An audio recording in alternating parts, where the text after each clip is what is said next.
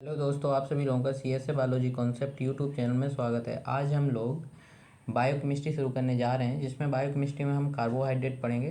तो आप लोग जो यदि एग्रीकल्चर कॉम्पिटिटिव एग्ज़ाम के लिए बायोकेमिस्ट्री पढ़ना चाहते हैं, ये सेमेस्टर एग्ज़ाम के लिए या आप सेमेस्टर एग्ज़ाम के लिए पढ़ना चाहते हैं, वो आपका यूजी के लिए या आप किसी कॉम्पिटिटिव एग्ज़ाम के लिए, जैसे यूपी कैटेट आपका पीजी है, यूपी कैटेट पीजी के लिए या सीयूईटी पीजी के लिए आप यदि बायोकेमिस्ट्री पढ़ना चाहते हैं तो आप इस वीडियो में बने रहिए।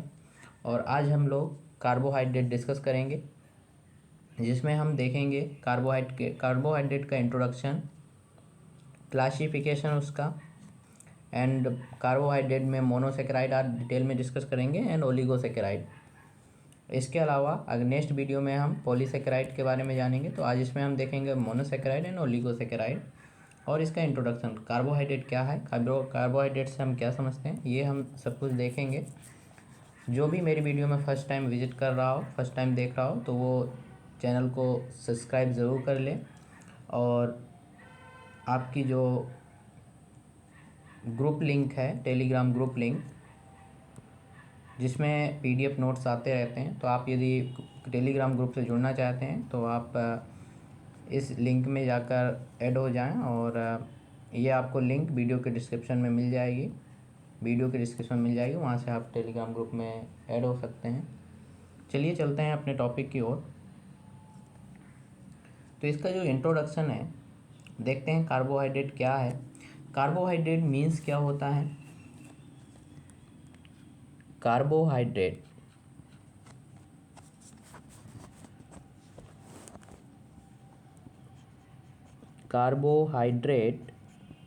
आप इसमें समझ पा रहे होंगे, कार्बो मीन्स कार्बन का सेंस आपका निकल रहा होगा, and hydrogen.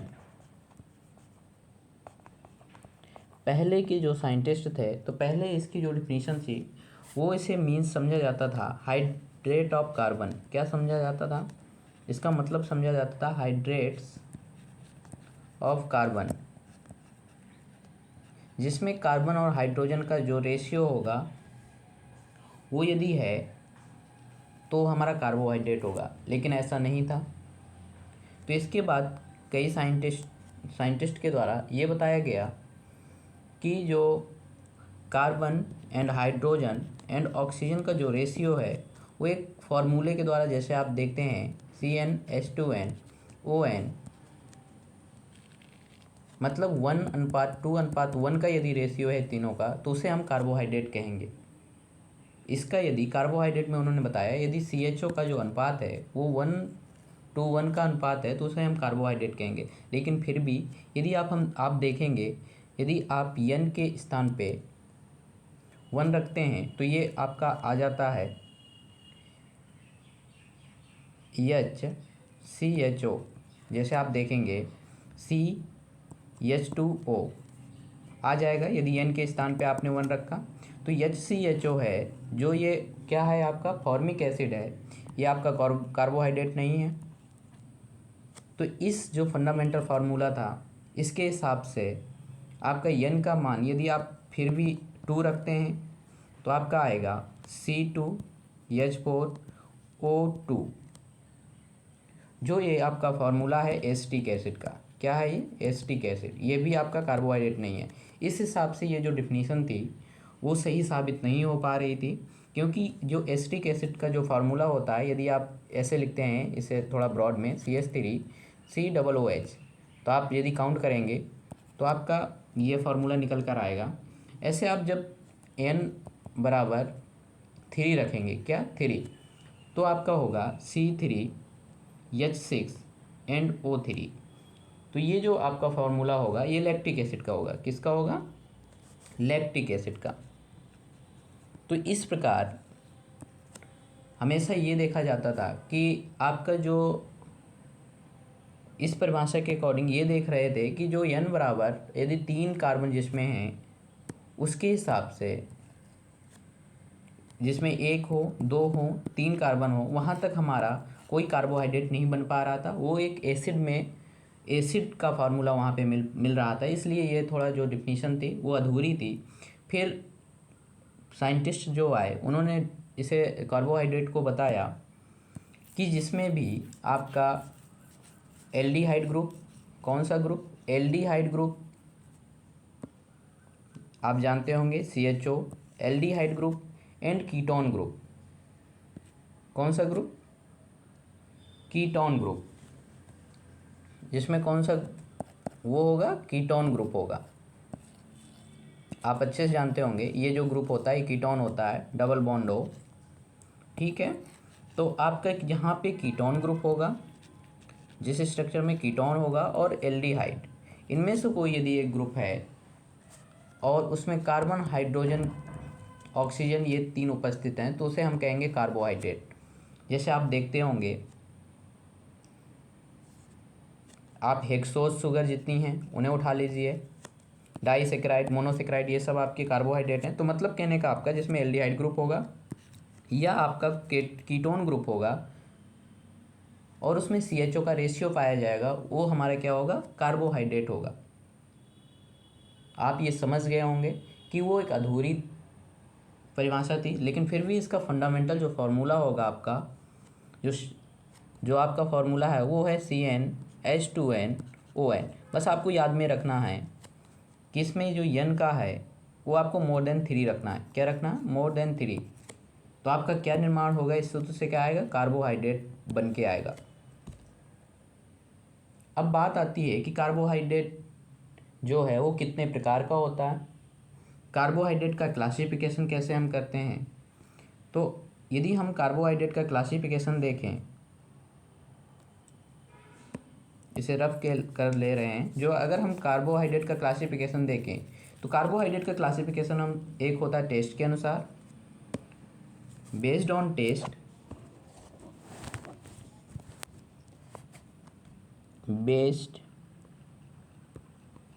Based on test, test के हिसाब से यदि हम कार्बोहाइड्रेट का क्लासिफिकेशन करें तो एक क्लासिफिकेशन हो जाएगा आपका शुगर, एक हो जाएगा शुगर, एक हो जाएगा नॉन शुगर में। किस में हो जाएगा, एक शुगर में, एक नॉन शुगर में। यदि हम इसका classification based on reduction and oxidation के हिसाब से करें, आप केमिस्ट्री में पढ़े होंगे, रिडक्शन रिड्यूस हो जाना एंड ऑक्सीडेशन किसी भी कार्बन का, किसी भी जो भी आपका मॉलिक्यूल्स है उसका क्या हो जाना, ऑक्सीडाइज्ड हो जाना, क्या कहलाता है, ऑक्सीडेशन एंड रिडक्शन। ये आपने बहुत अच्छे से केमिस्ट्री में पढ़ा होगा। तो रिडक्शन के हिसाब से एंड ऑक्सीडेशन के हिसाब से जो कार्बोहाइड्रेट है उसे दो प्रकार से हम क्लासीफाइड करते हैं। एक होता है रिड्यूसिंग, जिसका रिडक्शन हो जाए वो होता है रिड्यूसिंग, जिसका रिडक्शन ना हो उसे कहते हैं नॉन रिड्यूसिंग। क्या कहते हैं, नॉन रिड्यूसिंग। तो रिड्यूसिंग शुगर और ये हो जाएगी नॉन रिड्यूसिंग शुगर।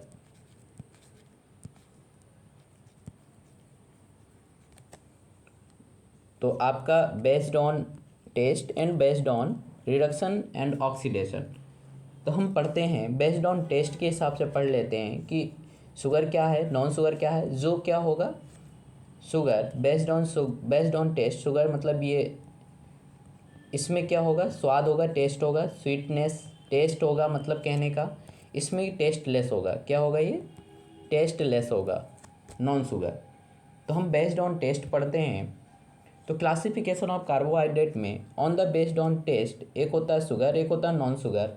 शुगर को यदि हम देखेंगे तो शुगर को हम अगेन क्लासिफाइड करेंगे,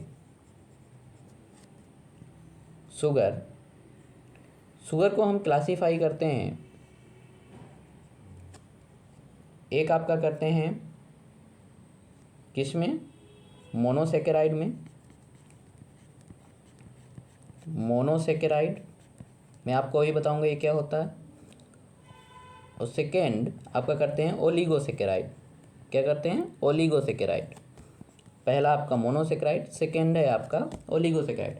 मोनोसेकेराइड मोनो मीन्स होता है वन, सैकेराइड का मतलब ही शुगर होता है, जिसमें मॉलिक्यूल्स शुगर का वन मॉलिक्यूल्स हो, क्या हो, वन, उसे कहते हैं हम मोनोसेकेराइड। अब ओलिगोसेकेराइड में 2 to 10 होते हैं। कितने मॉलिक्यूल्स होते हैं? 2 to 10। किसके? शुगर के या सेकेराइड के। कितने? 2 से 10 तक शुगर के सेकेराइड। अब जो वन मॉलिक्यूल है वो मोनोसेकेराइड है, तो 2 से 10 तक जिसमें मोनोसेकेराइड के मॉलिक्यूल्स होंगे उसे ओलिगोसेकेराइड कहेंगे, जिसमें एक मॉलिक्यूल्स होगा वो मोनोसेकेराइड होगा। तो अब हमने जो शुगर को क्लासीफाई किया वो किया मोनोसेकेराइड में एंड ओलिगोसेकेराइड में। अब हम पढ़ेंगे मोनोसेकेराइड क्या होता है। तो मोनोसेकेराइड के बारे में हम जानेंगे। तो मोनोसेकेराइड को मैंने बताया जिसमें क्या होगा, वन मॉलिक्यूल होगा शुगर का। कितना? वन मॉलिक्यूल शुगर का, ठीक है। तो सेकेराइड का मीन्स होता है शुगर, मोनो मीन्स होता है वन। तो इसमें जो नंबर ऑफ कार्बन जो हो सकते हैं, इसमें 3 to 6 हो सकते हैं। कैसे? आपका जो बेसिक फार्मूला होता है CnH2n ON 6 या 7 तक। नंबर ऑफ कार्बन कितने इसमें रख दें उस हिसाब से इसका स्ट्रक्चर चेंज होता रहता है, ठीक है, मोर देन 3। तो आप इसमें जब C3H6 एंड O6 रखते हैं, तो यदि आप इसको इस हिसाब से देखें, एक इसकी स्ट्रक्चर ऐसे होती है, एक लैक्टिक एसिड की स्ट्रक्चर बनती है, लैक्टिक एसिड की इसमें, और इसी को यदि हम दूसरे स्ट्रक्चर को कन्वर्ट कर दें, दूसरे स्ट्रक्चर में इसे बदल दें, तो एक आपका बनता है, इससे PgAl भी बन जाता है। क्या बनता है? PgAl। और हम इससे DHA भी बना सकते हैं, डाईहाइड्रोक्सी। इसका क्या हो जाएगा आपका? Dihydroxy acetone, dihydroxy acetone. मतलब कहने का मेरा ये है कि आप मोनोसेकेराइड को कार्बन के हिसाब से, नंबर ऑफ कार्बन के हिसाब से अभी क्लासीफाइड करेंगे हम लोग, तो उसे हम देखते हैं, आप कंफ्यूज मत हों। तो जितने कार्बन होंगे उस हिसाब से हम मोनोसेकेराइड को क्लासीफाइड करते हैं, उसी हिसाब से हम इसकी स्ट्रक्चर बनाते हैं और उसे डिफाइन करते हैं कि आखिर मोनोसेकेराइड कितने टाइप से हो सकता है। ओनली वन मॉलिक्यूल्स होना चाहिए शुगर का, ये ध्यान में रखिएगा आप, ठीक है। तो मान लें जब 3 कार्बन हों, कितने हों? 3 कार्बन, तो उसे हम कहेंगे ट्रायोज। क्या कहेंगे? ट्रायोज। जब 4 कार्बन हों उसे कहेंगे टेट्रोज। जब 5 कार्बन हों तो उसे हम कहेंगे पेंटोज। क्या कहेंगे? पेंटोज। जब 6 कार्बन हों उसे कहेंगे हेक्सोज। ऐसे ही आप जितने कार्बन होंगे उसी हिसाब से आप जितने भी मॉलिक्यूल्स हैं, एक मॉलिक्यूल्स में ये आप मोनोसेकेराइड को पढ़ते जाएंगे। जैसे 7 कार्बन है तो उसे कहेंगे आप हेप्टोज। तो हम इसके एग्जांपल देख लेते हैं। ट्रायोज में कौन सी शुगर आती हैं? जो मोनोसेकेराइड में आती हैं। ट्रायोज में कौन सी आती हैं? जब कई सारे मोनोसेकेराइड जब मिलते हैं तब आगे की जो आपके ओलिगोसेकेराइड, पॉलीसेकेराइड तब बनते हैं, तो उसके एग्जांपल अलग होंगे। ये हम मोनोसेकेराइड में नंबर ऑफ कार्बन के हिसाब से इसका क्लासिफिकेशन कर रहे हैं। जो ट्रायोज है इसमें 3 कार्बन होंगे, टेट्रोज होगा उसमें 4 कार्बन होंगे, पेंटोज में 5 कार्बन, हेक्सोज में 6 कार्बन एंड हेप्टोज में 7 कार्बन। तो ट्रायोज में आपका जो ट्रायोज में जो एग्जांपल है वो है PgAl and DHA, dihydroxy acetone, ठीक है। और अब आपका टेट्रोज में आपका है xylose and xylulose, and pentose में है राइबोज एंड राइबुलोज, हेक्सोज में है ग्लूकोज एंड फ्रक्टोज। तो इसके आगे हम देखते हैं ट्रायोज। तो हम जब ट्रायोज को पढ़ेंगे तो ट्रायोज में ऐसा है, जब मैंने बताया कि कार्बोहाइड्रेट दो, जिसमें आपका एसीटोन ग्रुप होगा, कौन सा? एसीटोन, एंड आपका एल्डिहाइड जिसमें ग्रुप होगा, कौन सा ग्रुप होगा? एक में एल्डिहाइड ग्रुप होगा, दोनों को कार्बोहाइड्रेट कहेंगे। तो ट्रायोज में स्ट्रक्चर के हिसाब से हम दो में इसे क्लासीफाई कर लेते हैं। एक स्ट्रक्चर बनती है जिसमें हमारा CHO ग्रुप होता है, एल्डिहाइड ग्रुप। एक स्ट्रक्चर बनती है जिसमें हमारा कीटोन ग्रुप होता है। कौन सा? कीटोन ग्रुप होता है। कौन सा ग्रुप होता है? कीटोन ग्रुप होता है। तो जिसमें कीटोन ग्रुप होगा उसका एग्जाम्पल क्या है, और जिसमें आपका एल्डिहाइड ग्रुप होगा उसका एग्जाम्पल क्या है? जिसमें कीटोन ग्रुप होगा उसका एग्जाम्पल है आपका DHA, याद रखिएगा। और जिसमें एल्डिहाइड ग्रुप होगा उसका एग्जाम्पल है आपका PGAL। इसमें कितने कार्बन होंगे? 3 कार्बन। इसमें भी 3 कार्बन। ओनली क्या है? स्ट्रक्चर में अंतर है। तो इसका स्ट्रक्चर कैसे हम बनाएंगे? बहुत सरल है। ये आपका CHO हो गया, मैंने बताया कि ये ग्रुप होगा, जिसमें ये ग्रुप होगा वो आपका और 3 कार्बन का होगा, उसे PGAL कहेंगे। CHO ग्रुप का जो एग्जाम्पल है एल्डिहाइड ग्रुप का वो है PGAL। तो CHO, एक कार्बन ये हो गया आपका, एक कार्बन ये हो गया, लास्ट में आपका ये CH2OH, ये आपका हो गया OH एंड H। अब इसमें आप काउंट करें, ये 3 कार्बन है, 1 2 3। ऐसा हाइड्रोजन आप काउंट करेंगे तो इसमें 6 होंगे, 3 ऑक्सीजन होंगी। ठीक है, तो इसे ये किसकी स्ट्रक्चर हो गई? PGAL की। किसकी है? PGAL की। जिसमें कौन सा ग्रुप है? CHO ग्रुप है। अब इसी में डाईहाइड्रोक्सी एसीटोन का कौन सा कैसा स्ट्रक्चर बनेगा? डाईहाइड्रोक्सी एसीटोन का आपका CH2OH, कार्बन, ये आपका एसीटोन। हमेशा जो आपका कीटोन ग्रुप लगेगा वो सेकेंड कार्बन से लगेगा। किससे? सेकेंड कार्बन से। इसके बाद CH2OH, ये किसका हो गया? आपका डाईहाइड्रोक्सी एसीटोन का।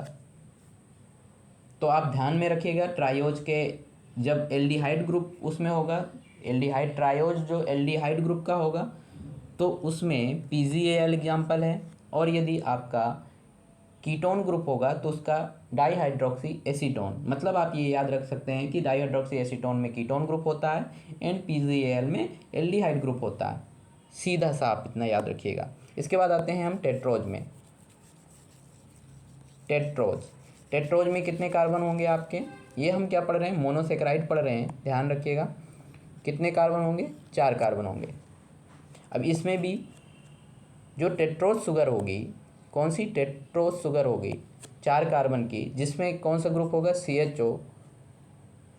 जिसमें कौन सा होगा? CHO। उसे हम कहेंगे, क्या कहेंगे हम उसे? इरिथ्रोज। उसे कहेंगे इरिथ्रोज। और जिसमें आपका कीटोन ग्रुप होगा उसे हम कहेंगे इरिथ्रुलोज। क्या कहेंगे? इरिथ्रुलोज। ध्यान में रखिएगा। जिसमें भी आपका आ जाए लोज, क्या आ जाए? लोज, वो आप समझ जाइएगा कि उसमें कौन सा ग्रुप होगा? कीटोन ग्रुप होगा। कौन सा होगा? कीटोन। बस इतना आपको याद रखना है। तो इरिथ्रोज में कौन सा ग्रुप है? CHO। अब इसकी स्ट्रक्चर कैसे बनाएंगे? बहुत सरल है, सेम वैसे बनाना है। 2 3 और चौथा कार्बन जो आपका CH2OH का रख देना है। इसमें OH एंड H, क्योंकि बॉन्ड आपको पूरे करने हैं। ये आपका इरिथ्रोज का हो गया। आप यहाँ भी इसको OH को लिख सकते हैं, इस साइड भी। तो आपका ये डेक्स्ट्रोरोटेटरी में पहुँच जाएगा। डेक्स्ट्रोरोटेटरी और लेबोरोटेटरी में D फॉर्म होता है एक, और एक होता है L फॉर्म। तो उसमें आप ध्यान नहीं दीजिएगा, मैं अभी ये बताऊंगा ये क्या होता है। मतलब जब राइट साइड OH की संख्या ज़्यादा होती है तो उसे D फॉर्म कहते हैं, जब लेफ्ट साइड ज़्यादा होती है OH की संख्या उसे कहते हैं L फॉर्म। ये आप नॉर्मल सा एक फंडा टाइप में याद रखिएगा। वैसे क्लॉकवाइज एंटी क्लॉकवाइज ऐसे बताऊंगा, आप कन्फ्यूज भी हो जाएंगे। जिस साइड राइट साइड जब OH का जब ज़्यादा वो हो, ज़्यादा संख्या हो, उसे कहते हैं D। जब आप सुने भी होंगे D glucose, L glucose, D glucose, तो मैं अभी बताऊंगा आगे चल के, आप परेशान मत हो। तो तो ये आपका स्ट्रक्चर हो गया इरिथ्रोज का। अब इरिथ्रोज का कैसे बनेगा, तो मैंने बताया CH2OH, उसमें एक कार्बन ही बढ़ा देना है क्योंकि 4 कार्बन है। दूसरे कार्बन से कीटोन ग्रुप, इसके बाद कार्बन, फिर इसके बाद लास्ट आपका CH2OH, एंड इससे आपका OH जुड़ जाएगा एंड इससे H। आपको बॉन्डिंग ध्यान में रखनी, बॉन्डिंग पूरी हो जानी चाहिए बस। ये आपका हो गया इरिथ्रोलोज का। तो इरिथ्रोलोज में कीटोन ग्रुप होता है, इरिथ्रोज में एल्डिहाइड ग्रुप होता है। इसके बाद टेट्रोज के बाद आते हैं हम पेंटोज में। किसमें, पेंटोज में। अब पेंटोज में जो, इसमें भी हम यही कहेंगे कि इसमें एक होगा जिसमें CHO ग्रुप होगा, एक होगा जिसमें कीटोन ग्रुप होगा। तो CHO ग्रुप होगा ऐसी पेंटोज शुगर। एक होती है, आपने बहुत सुना होगा, राइबोज, जो आपकी जो न्यूक्लिक एसिड होते हैं उनमें पाया जाता है राइबोज शुगर, जिसे हम पेंटोज शुगर भी कहते हैं। आप रट्टा मारते होंगे, जिसे हम पेंटोज शुगर कहते हैं, राइबोज शुगर, क्योंकि वो पेंटोज शुगर ही है, क्योंकि उसमें 5 कार्बन हैं। और उसमें कौन सा ग्रुप पाया जाता है, CHO, एल्डिहाइड ग्रुप। ध्यान में रखिएगा। इसका कैसे हम बनाएंगे, ऐसे इसका होता है राइबुलोज, मैंने अभी आपको बताया, जिसमें लोज आ जाए। राइबुलोज क्या हो, इसका राइबुलोज होगा। तो राइबुलोज में कौन सा ग्रुप होगा, कीटोन ग्रुप होगा। अंतर कितना है, इसमें कीटोन होगा, इसमें एल्डिहाइड ग्रुप होगा, बाकी सेम है, अंतर इतना ही है। इसी हिसाब से हम पढ़ते हैं राइबोज एंड राइबुलोज, इसमें भी 5 कार्बन ही होंगे। अब हम देख लेते हैं कि राइबोज का कैसा आपका स्ट्रक्चर बनेगा। तो आपका ये राइबोज में CHO, ये आपका कार्बन सेकेंड, थर्ड, 4, 5, लास्ट वाला CH2OH, इसमें OH, OH, OH, ये आपका H। ये आपका स्ट्रक्चर हो गया किसका, राइबोज का। अब इसी में राइबोलोज का जैसे हम बनाएंगे, तो ये हो जाएगा CH2OH, second carbon, third carbon, 4, 5, 5 में CH2OH, क्योंकि 5 कार्बन की शर्करा है हम बना रहे हैं। जो आपका सेकेंड कार्बन होगा वो कीटोन ग्रुप से होगा, जुड़ा होगा, OH, OH एंड H। ये आपका हो गया राइबुलोज का। ये आपकी किसकी स्ट्रक्चर हो गई, राइबुलोज की। अंतर क्या है, ओनली ये अंतर है, इसमें कीटोन ग्रुप है और इसमें एल्डिहाइड ग्रुप है। ऐसे है राइबोज एंड राइबुलोज। अब एक आपने बहुत सुना होगा एक नाम, एक होता है अरेबिनोज। क्या होता है, अरेबिनोज। ध्यान रखिएगा, आपको बहुत कम मिलेगा ये अरेबिनोज। एक होता है जाइलोज। क्या होता है, जाइलोज। आप मुझे कमेंट सेक्शन में मैं एक का बता दे रहा हूँ। अरेबिनोज जो है ये क्या है, एक होता है इपीमर। आप इपीमर में आपको बता दे रहा हूँ इपीमर क्या होता है। एक इपीमर होता है, इपीमर में कुछ नहीं होता, ये जो आपकी स्ट्रक्चर है, जैसे आपका ये कार्बन है, यहाँ OH है, यहाँ H है, बस इसका पोजीशन चेंज होता है। H इस साइड होता है, OH इस साइड आ जाता है। मतलब जो कार्बन, जो नॉर्मल स्ट्रक्चर होती है, नॉर्मल स्ट्रक्चर में पोजीशन चेंज हो जाती है, किसकी, OH की, उसी को कहते हैं हम इपीमर। अब अरेबिनोज है एग्जाम्पल आपका पेंटोज शुगर का, वो भी एल्डिहाइड ग्रुप इसमें भी पाया जाता है, लेकिन अंतर क्या है, स्ट्रक्चर में अंतर है। अरेबिनोज इपीमर है, किसका इपीमर है, राइबोज का। कार्बन नंबर 2 में चेंजिंग हो जाती है, किसमें, इसमें कार्बन नंबर 2 में चेंजिंग हो जाती है, इसमें। अब जब इसमें चेंजिंग हो जाएगी तो ये जो कार्बन नंबर 2 है, तो ये पहुंच जाएगा OH इस साइड और H इस साइड, बाकी सब सेम रहेगा। इसको उठा के आप यहाँ रख दें, इसको उठा के आप यहाँ पे रख दें, यहाँ पे, यहाँ लिख दें OH, ये कार्बन, ये आपका H, ये आपका हो गया क्या, अरेबिनोज। ऐसे ये कौन सा इपीमर हो गया, C2 इपीमर, मतलब कार्बन नंबर 2 का इपीमर है। कार्बन नंबर 2 किसका इपीमर, राइबोज का, क्योंकि राइबोज की स्ट्रक्चर में हमने चेंज किया है, तो क्या बन गया, अरेबिनोज। ऐसे आप मुझे कमेंट सेक्शन में बताइएगा ये जाइलोज क्या होता है, ये किस नंबर का इपीमर है, कौन से कार्बन नंबर में चेंजिंग होके राइबोज से जाइलोज बन जाता है। क्या बनता है, जाइलोज। ये आप समझ गए होंगे। अब इसके बाद हम आते हैं हेक्सोज में। बहुत ढंग से आप जानते हैं हेक्सोज शुगर क्या होती है। इसमें कितने कार्बन होंगे, इसमें 6 कार्बन होंगे आपके हेक्सोज शुगर में। तो आपकी इसमें 6 कार्बन, ये 6 कार्बन हुए। अब इसमें भी होगा, एक में होगा एल्डिहाइड ग्रुप, एक में होगा आपका कीटोन ग्रुप। क्या होगा एक में, कीटोन ग्रुप। अब आप बहुत अच्छे से जानते हैं, सब लोग कहते हैं ये ग्लूकोज है, क्या है, ग्लूकोज है। एक ये है फ्रक्टोज, क्या है, फ्रक्टोज है। कहते हैं अंतर कुछ नहीं है, इनके फार्मूले में अंतर कुछ नहीं है, लेकिन इनकी स्ट्रक्चर में अंतर है। वही मैं इतनी देर से आपको समझा रहा हूँ कि जितनी भी ये शुगर हैं, जिसमें एल्डिहाइड ग्रुप आ जाएगा उसका नाम चेंज हो जाएगा, जिसमें कीटोन ग्रुप आ जाएगा उसका नाम चेंज हो जाएगा। उसी के हिसाब से हम पढ़ रहे हैं। तो जिसमें एल्डिहाइड ग्रुप आ जाता है 6 कार्बन की शुगर में, उसे कहते हैं हम ग्लूकोज। क्या कहते हैं, ग्लूकोज। और जिसमें कीटोन ग्रुप आ जाता है उसे कहते हैं फ्रक्टोज। जैसे सबको पढ़े ऐसे इसको भी होगा, 6 कार्बन ही होंगे। तो इसमें क्या इनका जो फार्मूला होगा C6H12O6। 6 कार्बन होंगे तो सिंपल है कि H डबल हो जाएगा। ऐसे इसका भी फार्मूला वही होगा। ऐसे आप पेंटोज में बता सकते हैं कौन सा कोई कितना इसका नॉर्मल फार्मूला होगा, तो C5H10O5। ऐसे आप उसका बता सकते हैं C4H8O4। तो ये तो नॉर्मल है, तो इसका भी वही होगा। तो हम देखते हैं ग्लूकोज में क्या अंतर है, फ्रक्टोज में। स्ट्रक्चर में देख लेते हैं।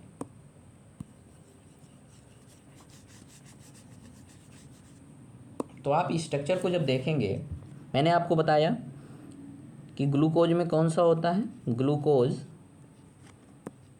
ग्लूकोज में आपका CHO ग्रुप होता है। कौन सा, CHO, एल्डिहाइड ग्रुप। हमने लिखा CHO लिख दिया। कितने कार्बन बनाने हैं, 3 हो गए, 4, 5, ये छठवां, कौन सा हो गया, छठवां हो गया। अब आप जानते हैं ये हो गया OH, ध्यान में रखिएगा, यहाँ होगा H, यहाँ होगा OH, ये होगा OH। ये क्या है, नॉर्मल स्ट्रक्चर है। तीसरे नंबर कार्बन में क्या है, जो OH की पोजीशन है वहाँ पे OH ना होके H है। अब इस साइड OH हो जाएगा।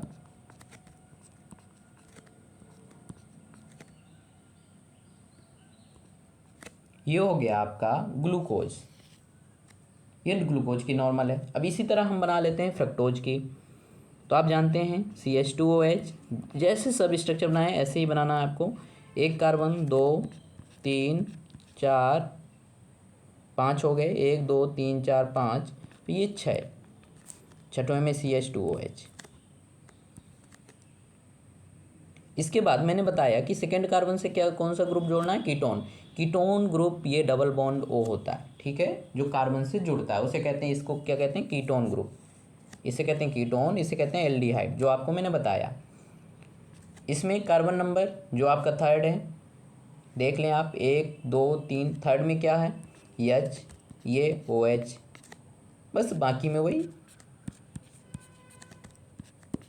सेम आपका किसके जैसा है, ग्लूकोज जैसा है। ओनली क्या स्ट्रक्चर चेंज है, ये आपकी कीटोन और एल्डिहाइड में चेंजिंग है। ये आपका फ्रक्टोज एंड ग्लूकोज में हो गया। यही सेम ग्लूकोज में भी होता है कि ग्लूकोज में भी इपीमर होते हैं, इपीमर। अब इपीमर मैंने बताया कि जब हम कार्बन में जो कार्बन की स्ट्रक्चर है उसके बॉन्ड में OH का पोजीशन चेंज कर दें, किसका, OH का।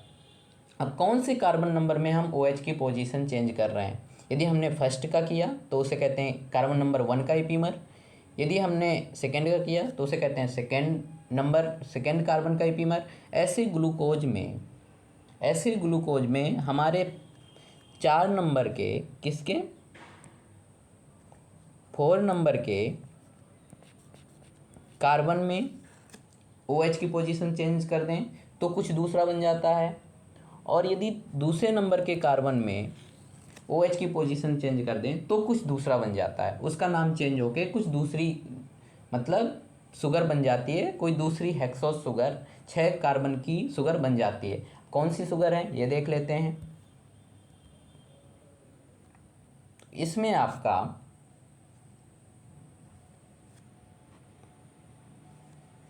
एक है आपका गैलेक्टोज, रफ कर लेते हैं इसे हम।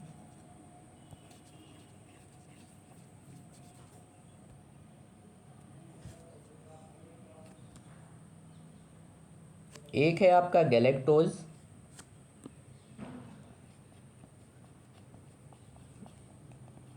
गैलेक्टोज एंड दूसरा है आपका मैनोज। क्या है? मैनोज। अब गैलेक्टोज में क्या होता है, 4 कार्बन का, इसमें आप गिन लें आप 1 2 3 4।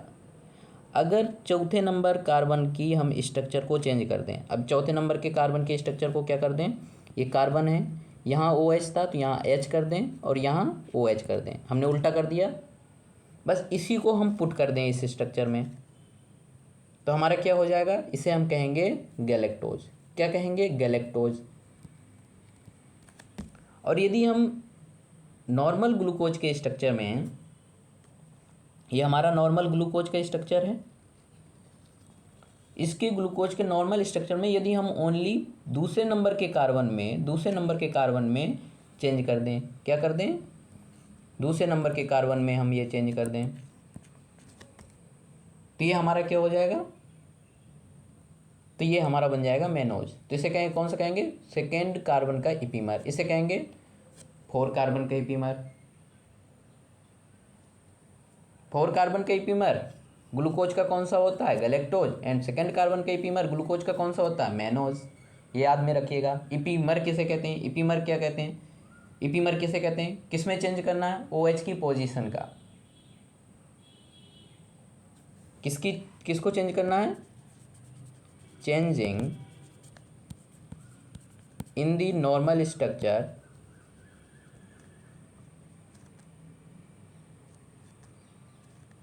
रुकिएगा, changing of OH group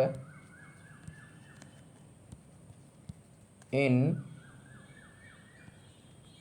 normal structure.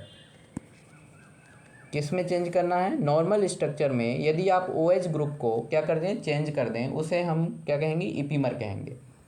ये आपका हो गया। इसके बाद हम आते हैं ग्लूकोज में, क्योंकि हमने पढ़ लिया और मैंने आपको एक अभी बताया था कि उसे आप हेप्टोज, अब हेक्सोज के बाद आप यदि हेप्टोज भी एक मोनोसेक्राइड में 7 कार्बन हो गए तो उसे कहेंगे हेप्टोज। तो इसका एग्जांपल क्या हो सकता है, इसका हो सकता है स्यूडो हेप्टुलोज। याद में रखिएगा, ये क्रेब्स साइकिल में आपको पढ़ने को मिलेगा, सॉरी क्रेब्स साइकिल में नहीं, आपको ये C3 फोटोसिंथेसिस में आपको पढ़ने को मिलेगा। C3 साइकिल ऐसे आपको जब केल्विन साइकिल मिलेगी तो स्यूडो हेप्टुलोज वहाँ कहीं बनेगा।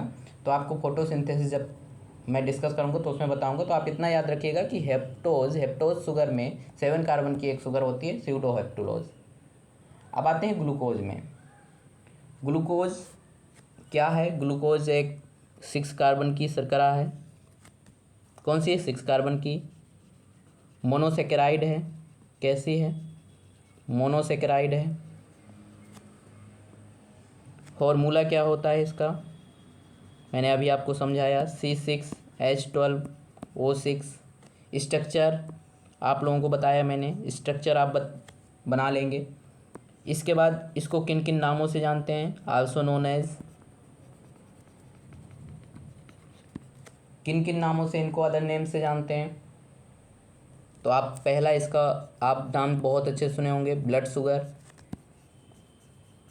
ब्लड शुगर बहुत इम्पोर्टेंट है ये। ग्रेप शुगर, ग्रेप शुगर, और इसे क्या कहते हैं, ग्रेप शुगर। और ग्रेप शुगर के अलावा इसको आप कहेंगे अर्जेंट शुगर। ग्रेप शुगर इसे क्या कहते हैं, क्योंकि एक ग्रेप ही एक ऐसा फ्रूट है जिसमें क्या पाया जाता है, ग्लूकोज, नहीं बाकी फ्रूट्स में क्या पाया जाता है, फ्रक्टोज। तो इसे क्या कहते हैं, ग्रेप शुगर, बहुत इंपॉर्टेंट है, याद रखिएगा। इसे कहते हैं आप डेक्सट्रोज शुगर। कौन सी कहते हैं, डेक्सट्रोज, डेक्सट्रोज शुगर। ये इसके क्या हैं, नाम है ग्लूकोज के। तो आप ग्लूकोज में डेक्सट्रोज शुगर, हेक्सोज शुगर, कौन सी शुगर है, और हेक्सोज, मैंने पढ़ाई दिया है हेक्सोज शुगर। तो इसके नाम हो गए।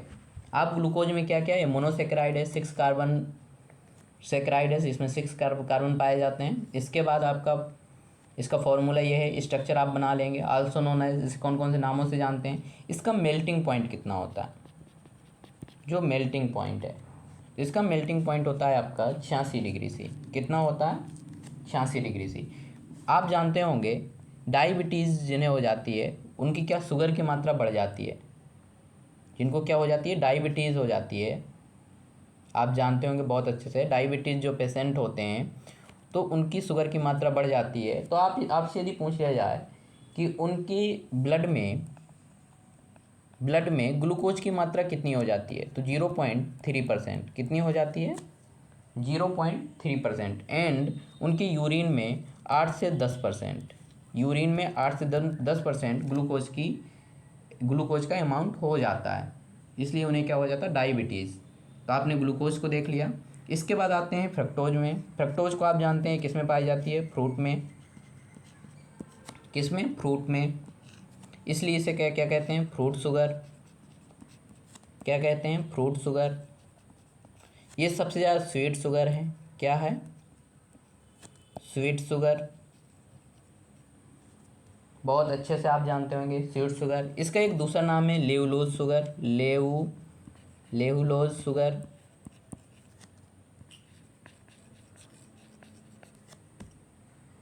तो ये इसके क्या हैं, अदर नेम है। 6 कार्बन, अगर ये भी है 6 कार्बन इसमें पाए जाते हैं। इसका फॉर्मूला आप जानते हैं सेम ही होता है। कौन सा ग्रुप होता है, कीटोन ग्रुप होता है इसमें। कौन सा ग्रुप, कीटोन ग्रुप। कौन सी शुगर है, हेक्सोज शुगर है ये।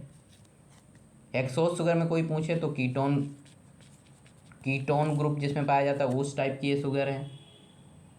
इसका स्ट्रक्चर आप लोग बना लेंगे। ये हो गया आपका फ्रक्टोज में। इसके बाद मैंने बताया था गैलेक्टोज एंड मैनोज।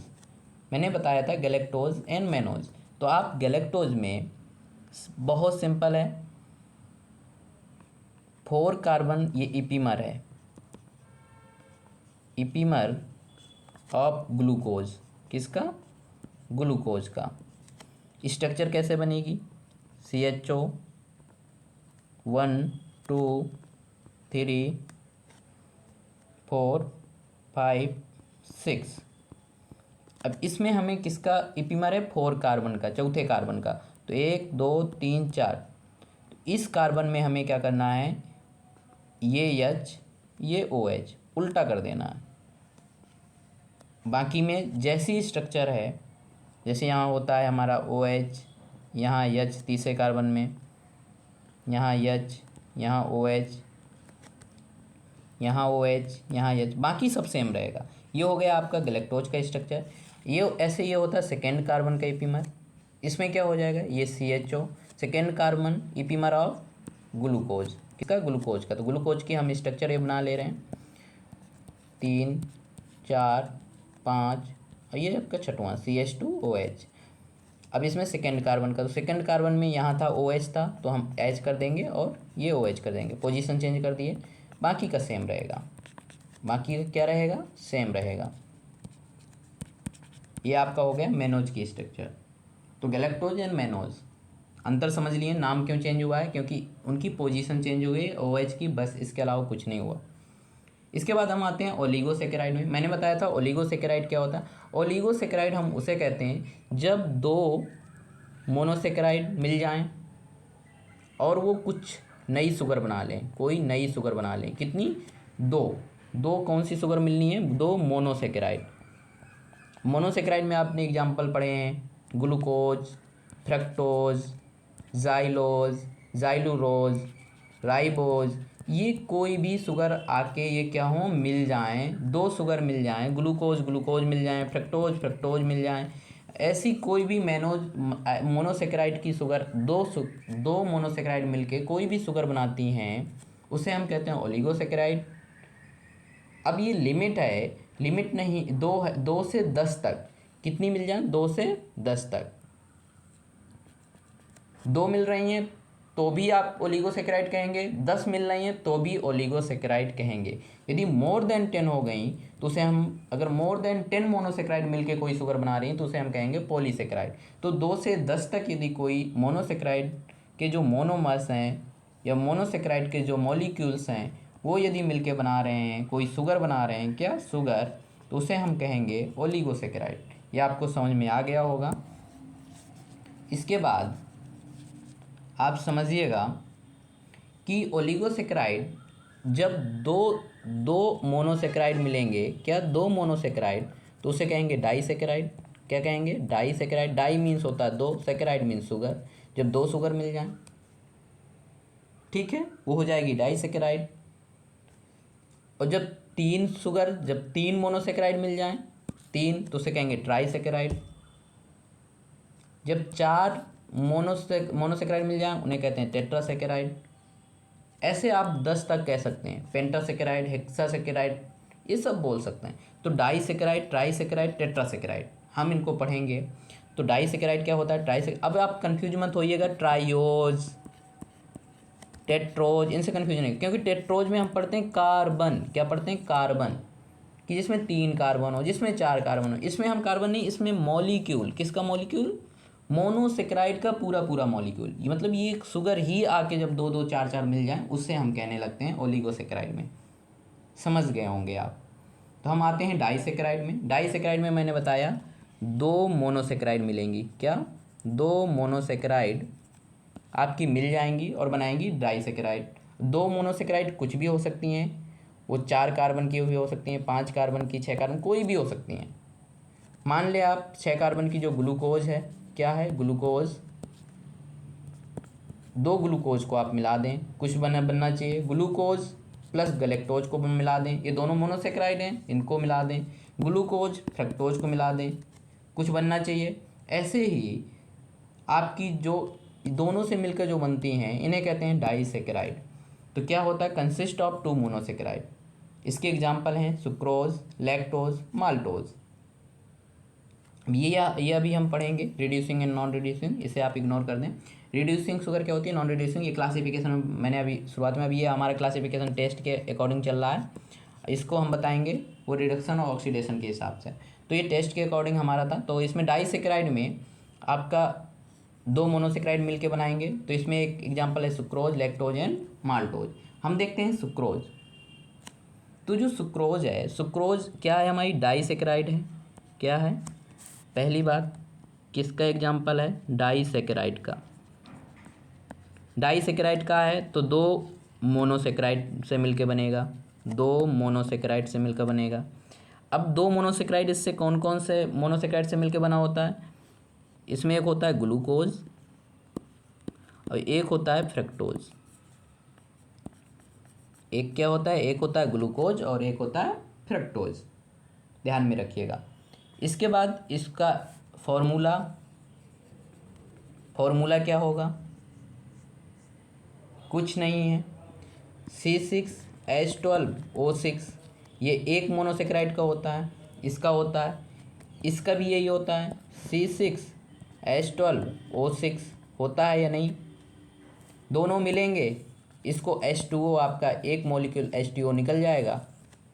क्या निकल जाएगा, एक H2O का मॉलिक्यूल निकल जाएगा। तो आपका हो जाएगा C6H12, ये है 12 दूना 24, तो ये हो जाएगा 22, और 6 दूना 12, ये हो जाएगा O11। ये आपका हो गया सुक्रोज का फॉर्मूला। क्या करना है कि 2 सेकेराइड जब मिलती हैं तो क्या होता है, एक H2O का मॉलिक्यूल निकलता है। जब 3 मिलेंगी तो 2 H2O के मॉलिक्यूल निकलेंगे, उसको आपको माइनस कर देना, आपको फॉर्मूला प्राप्त हो जाएगा। इसको किन किन नामों से हम जानते हैं, आल्सो नोन एज किन किन नामों से इसे जानते हैं? इसको सुक्रोज को हम कहते हैं नॉन रिड्यूसिंग शुगर। बहुत पूछा जाता है, क्या कहते हैं? Non reducing. मैं अभी बताऊंगा आपको क्लासिफिकेशन में इसे क्या कहते हैं, नॉन रिड्यूसिंग शुगर। इसे हम इन्वर्ट शुगर भी कहते हैं। मैं कलर चेंज कर ले रहा हूँ, इन्वर्ट शुगर। क्या कहते हैं? Invert sugar. हम रफ कर ले रहे हैं।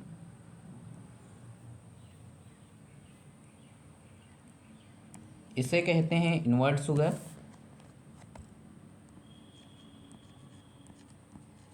Invert sugar. इसे हम कमर्शियल शुगर भी कहते हैं, क्योंकि आप सब अच्छे से जानते हैं सुक्रोज का यूज किया जाता है कमर्शियल रूप से। इसे कमर्शियल शुगर भी कहते हैं। शुगर केन में पाई जाती है, इसलिए इसे शुगर केन या केन शुगर भी कहते हैं। केन शुगर, या ओनली इसे कहते हैं केन शुगर।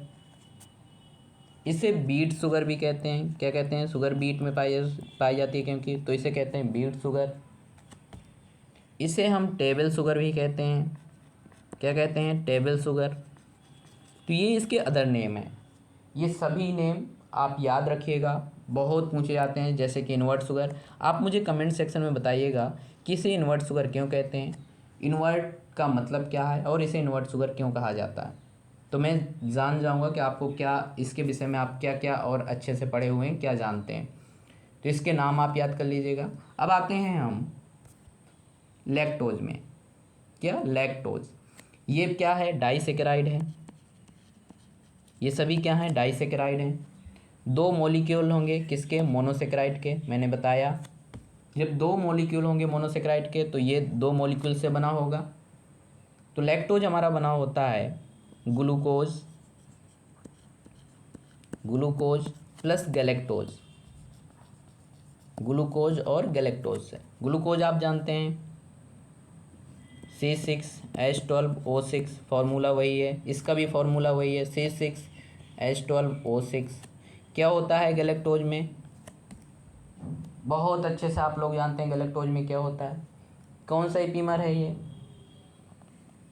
C4 एपीमर है। किसका एपीमर? ग्लूकोज का। अंतर कुछ है ही नहीं, ओनली OH और H में अंतर है पोजीशन में, बाकी सेम है तो फार्मूला सेम होगा।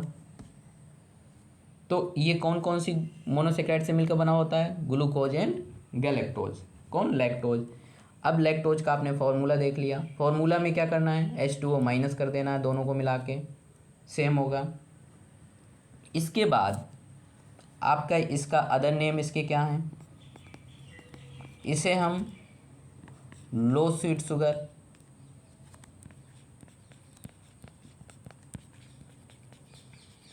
इसे मिल्क शुगर भी कहते हैं, क्योंकि ये दूध में पाई जाती है। किस में पाई जाती है? दूध में, इसलिए इसे क्या कहते हैं? मिल्क शुगर भी कहते हैं। कम मीठी होती है, इसे लो स्वीट शुगर कहते हैं। ये आप जान चुके हैं। इसके बाद हम आते हैं माल्टोज में। माल्टोज। अब माल्टोज भी हमारी क्या है? डाइसेकेराइड है। ओनली आपको एग्जाम्पल रटने की ज़रूरत है। क्या है? डाइसेकेराइड है। दो मोनोसेकेराइड से मिलकर बनी होगी, इसका भी फॉर्मूला वही होगा। अब किन किन मॉलिक्यूल से मिलकर बनी है ये देखना होगा। तो ये बनी है ग्लूकोज प्लस ग्लूकोज, दो ग्लूकोज के मॉलिक्यूल से मिलकर बनी है।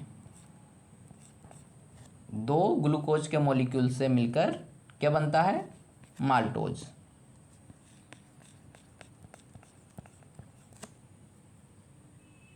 ये आपने देख लिया, दो ग्लूकोज से मिलकर बना है। अब दो ग्लूकोज में,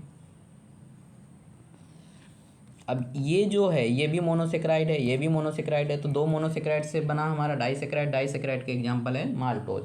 माल्टोज के अदर नेम, तो इसे हम कहते हैं डबल शुगर। अब कह दो इसे डबल शुगर क्यों कहते हैं? भाई दो शुगर मिलकर बन गई और सेम सेम है, इसलिए हम इसे कह देते हैं डबल शुगर। सेम टाइप की शुगर से मिलकर बना है तो इसे कहते हैं डबल शुगर। और इसे कहते हैं माल्ट शुगर। क्या कहते हैं? Malt sugar. बहुत पूछा जाता है माल्ट शुगर, बहुत इम्पोर्टेंट है, याद रखिएगा माल्ट शुगर। ये आपका बहुत पूछा जाता है। एक सबसे ज़्यादा पूछा जाने वाला है कि बारले का जब सीड जर्मिनेट होता है उस समय उसमें जर्मिनेशन के समय कौन सी शुगर होती है? जर्मिनेटेड सीड में कौन सी शुगर है होती है? तो होती है माल्टोज। कौन सी? माल्टोज। कौन सी शुगर पाई जाती है जर्मिनेटेड सीड में? जर्मिनेटेड सीड में कौन सी पाई जाती है? Maltose sugar. और यदि पूछा जाए कि जो स्टार्च है, स्टार्च का जब डाइजेशन होता है तो स्टार्च किस में चेंज होता है? माल्टोज में। किस में चेंज होता है? माल्टोज में। देन माल्टोज चेंज होता है ग्लूकोज में। तो माल्टोज क्या हो गया? एक इंटरमीडिएट कंपाउंड हो गया। क्या? Intermediate compound. इंटरमीडिएट मतलब बीच का, ठीक है। Intermediate compound of starch digestion. Starch digestion के समय का बीच का जो कंपाउंड है वो है माल्टोज। ये याद में रखिएगा, बहुत पूछा जाता है। तो आपने माल्टोज भी पढ़ लिया। इसके बाद हमारा दूसरा क्लासिफिकेशन था ऑन द बेस्ड ऑन। ये आपने पढ़ा, लेकिन क्लासिफिकेशन के पहले हमने अभी पढ़ा डाइसेकेराइड। क्या पढ़ा? डाइसेकेराइड। अब दूसरा है ट्राइसेकेराइड, इसे भी देख लेते हैं। ट्राइसेकेराइड में क्या होगा? ट्राइसेकेराइड में 3 मॉलिक्यूल होंगे।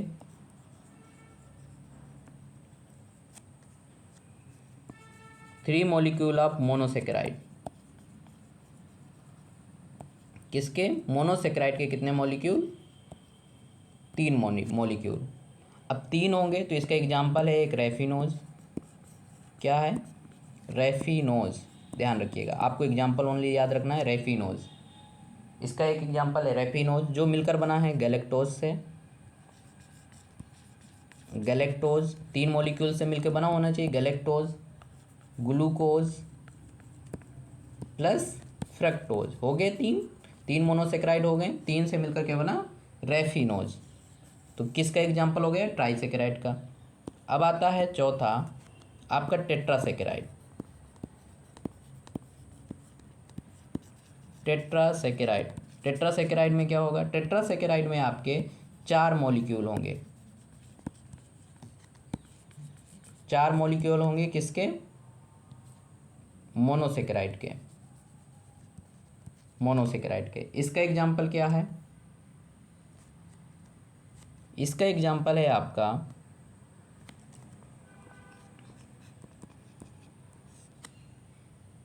इसका जो आपका एग्जाम्पल है वो है स्टैकियोज। क्या है? स्टैकियोज। ये 4 मॉलिक्यूल से मिलकर बना होगा। मोनोसेकेराइड के कौन कौन से? गैलेक्टोज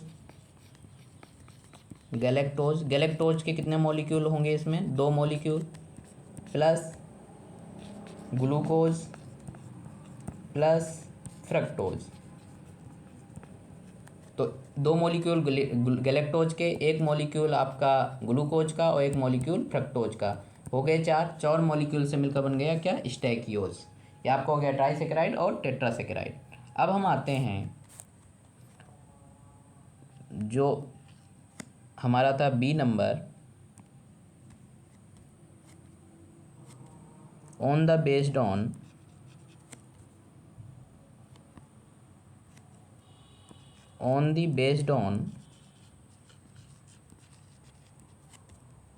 रिडक्शन या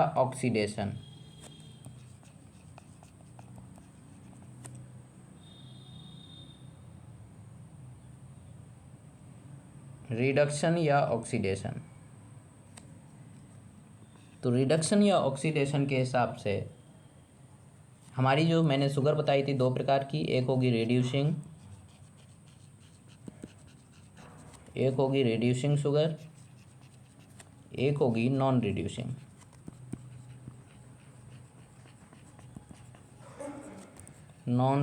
शुगर। तो जो रिड्यूसिंग शुगर है उसका क्या एग्जाम्पल है, और नॉन रिड्यूसिंग शुगर का जिसका क्या हो जाए? रिडक्शन हो जाए, वो कौन सी शुगर होगी जिसका रिडक्शन हो जाए? वो होगी रिड्यूसिंग शुगर। जिसका रिडक्शन ना हो वो कौन सी होगी? आपकी नॉन रिड्यूसिंग। देख लेते हैं रिड्यूसिंग शुगर का एग्जांपल।